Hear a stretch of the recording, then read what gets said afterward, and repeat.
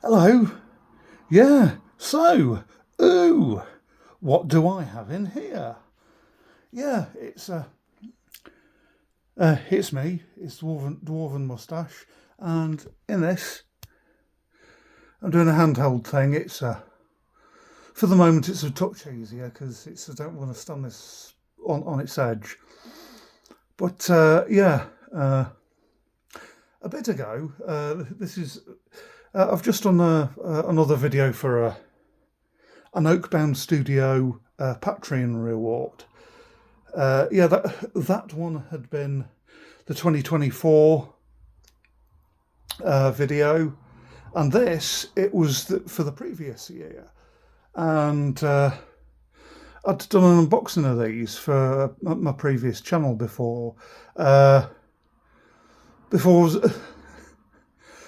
before someone wiser, in quote marks, wiser than me, decided that they didn't like wargaming channels and decided to take it down. Well, anyway, I'd done an unboxing of these at the end of 2023, and it had on that incarnation of my channel. That unboxing of these had actually been my most popular video to date. But yeah, these guys had been you can see there, Patreon rewards, and it's from Oakbound Studio, and yeah, that's their logo. Yeah, when I upload it always seems it seems shakier than than what I can see on the phone screen here. But this is you can probably tell by the box style, but this is intended for Mordheim and is a Stirlander's warband, and it's sort of an unboxing because but I'm just going to sort of home in on some of the stuff on the box first, because this is really cool, because this was the penultimate Patreon reward from Oakbound, because I think Patreon had fiddled around with their terms and policies and stuff, and it wasn't worth it. But Oakbound Studio, they have their own YouTube channel, and they have a membership to the YouTube channel, and then through that they have a members shop, and there are a few things on there that are really really nice, and yeah, you can't get them off the main website. So they are sort of things that don't necessarily fit in with the Woods range, which is a game of theirs, and it's really nice. Watch that space. But yeah, anyway, with these, this is the Mordheim warband is what you've sort of come for. These are the models that come in the box, in a wonderful setting, and yeah, with some of the with the Patreon rewards, the whole thing had started out from beginning to end, and it had started with folks choosing what they wanted to sort of have as a group, jointly choosing what they wanted as a reward. You know, they work on sort of, and this was one of the projects, and then it would think about sort of how it would be, brainstorm how it would be composed as a group, as a sort of a group, and then they'd get concept art, they'd go through the sculpting stages, send away for the molds, get all the and then get them all back, and then in this sort of case, having an old Mordheim style box was appropriate, and yeah, having that cut out, sorted out, and packed into the box and sort of stuff. And around the border you have the concept art that was done earlier in the year, and the concept art, I'm hoping I can in actual fact, I can show it off better at the end of the video. But the concept art is by Tony Hough. I think his surname's Hough, or Hugh, Hough, and he'd done a lot of sort of the Games Workshop stuff in the 80s. I think there's a Gene Stealer Patriarch illustration of his, and I know he's done stuff with some of the like other things. Jonathan Green has gone into doing like mini role-play games, and it's like role-play game books sort of thing. And he illustrates for some of those and stuff, and he's still around and about and stuff. But yeah, you got some of the and this was sort of more based around being a witch hunter sort of thing, and some of the concept art. Yeah, and it's part of the whole concept of it was, because I'm going to go into her, and that's her familiar. Stirlanders don't like halflings. There's a halfling in the warband, and he's not treated too well, but because Stirlanders don't like the halflings. But yeah, with the witch hunter, you sort of see the model in the middle. You could get alternate heads. So yeah, and then you can sort of see on the edge of the box, there's the halfling with the cart. So this is a sort of unboxing, because what I'm going to do now is yeah. Yeah, Stirlander warband. And what I'm going to try and do at this point, the big reveal, I'll try and do stuff a bit like this. But this was all delivered. I think it came through my letterbox on Christmas Eve, and I think I did the unboxing as soon as I received it, and just did the unboxing as soon as it came through, because I was really excited, and then uploaded it as quickly, and it took about so I filmed it all and uploaded it all and stuff like that as soon as I could. Lickety split, and it took there's it was a very sort of raw footage sort of thing, but it takes about an hour and a half to upload the video. Then you got to put all the description and taglines, etc., in, and actually sort of share everything out. But here we go. What you have there? These are quite weighty. This is the witch hunter. Yeah, and he was quite nice, because he's fingering some charm, holding some charm, and he's got the red wax seal between the chest mechanism. He's fingering the seal. Charm on the back of the hand. Then he's got a couple of big scrolls on the back of, just by my thumb here, and with my finger. Focus. You got a backpack with bedroll. And underneath that, you got 2 scrolls of accursed magic from across the borders in Sylvania. Little padlocks, you can just see them on them to keep them secure. Other sundry accoutrements, and charm of the staff of office and stuff. But I think you can double them up as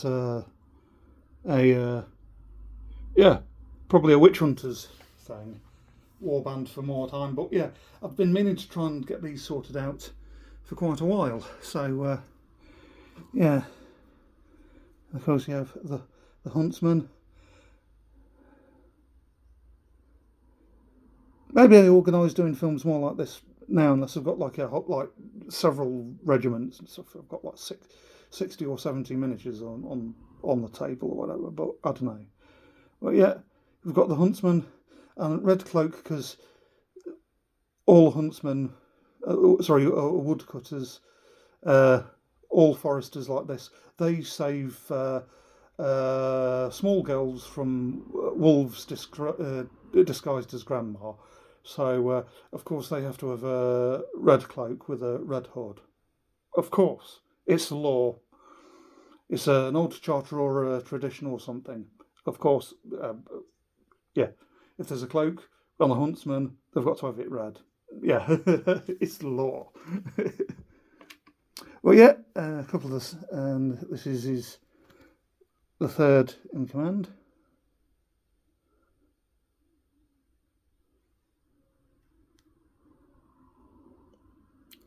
Yeah, and it's Bowen wrapping on the back, shield, of course, a spear.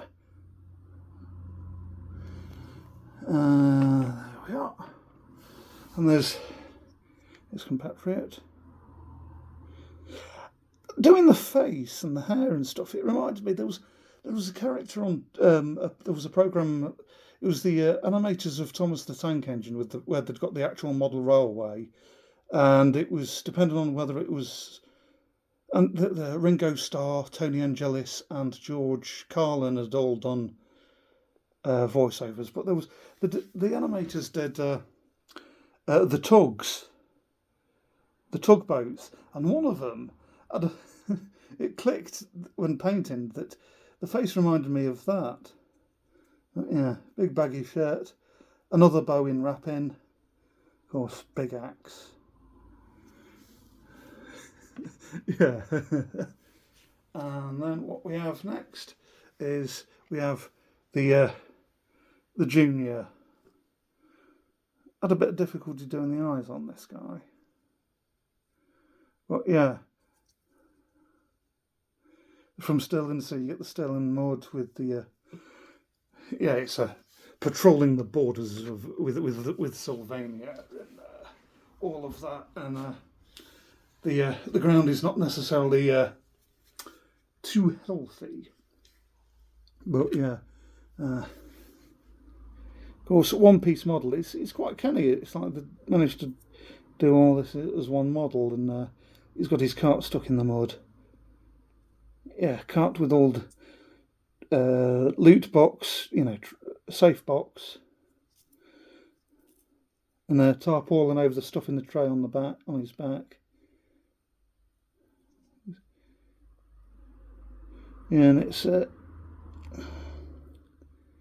missing an eye. But yeah, looks like he's missing an eye at least. But yeah, there we are. And then, of course, you got they did put these out briefly. They're a bit because it's more of a sort of a witch hunter sort of thing. Some of the background for it, I quite liked it that there was the resident witch was a charlatan, but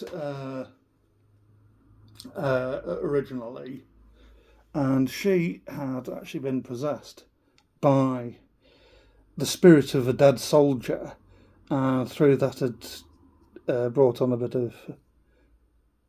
of magic and stuff within her, and she could take on a bit of a seership, become a bit of a seer.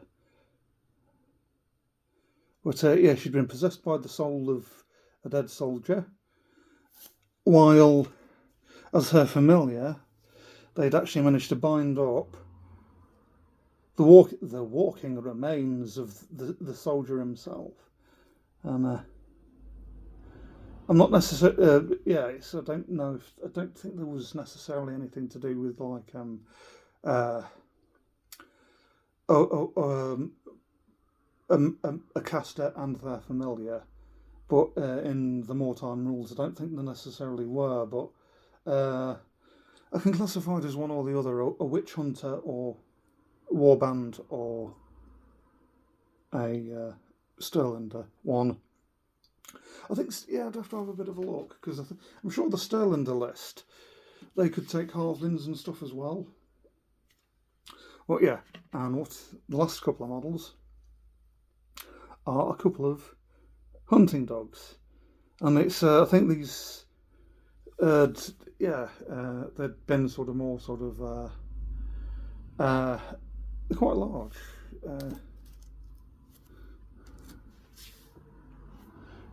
I'll leave that out of the way. They're quite big dogs and stuff. I'm sniffing the ground. And I think they're sort of into sort of a mid to dark charcoal grey with the sort of a brown back, sort of a bit like a border terrier, but coloration. But yeah, it's just sort of I quite like these because the Stirlanders and they're always sort of around, mud and stuff. Yeah,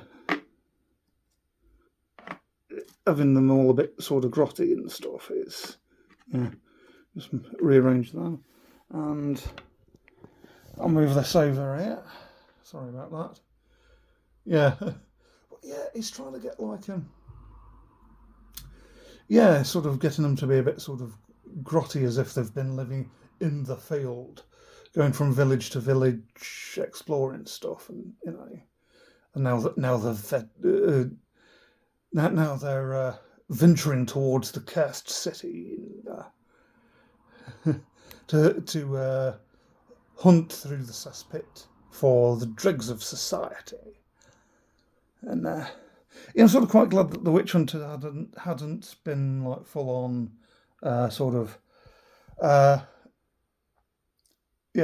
full on witch hunter stereotype of Vincent Price as Matthew Hopkins, Witchfinder General. It's because that's sort of almost a stereotype now. But I think of the PDFs for more time and stuff. But it's trying to find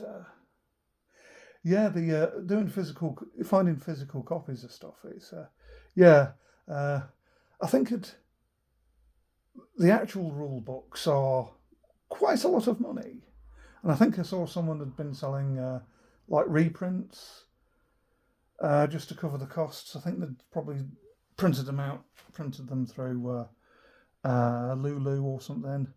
But even they seem a bit pricey. And I'd recently tried to print something out through another sort of print as you go sort of website for something else. And even that, they can be quite pricey, but they're still sort of cheaper than, say, a lot of other rule books. But I prefer having physical copies. So I might compare the reprints price. I might investigate the reprints price, or try to print it out myself, the rule books, and because you'd get I remember them having all the little, what was it, the Town Crier stuff with the expansion rules in there and stuff. But getting ready for more time with that. Yeah. Bye everyone. Stay safe. Stay groovy.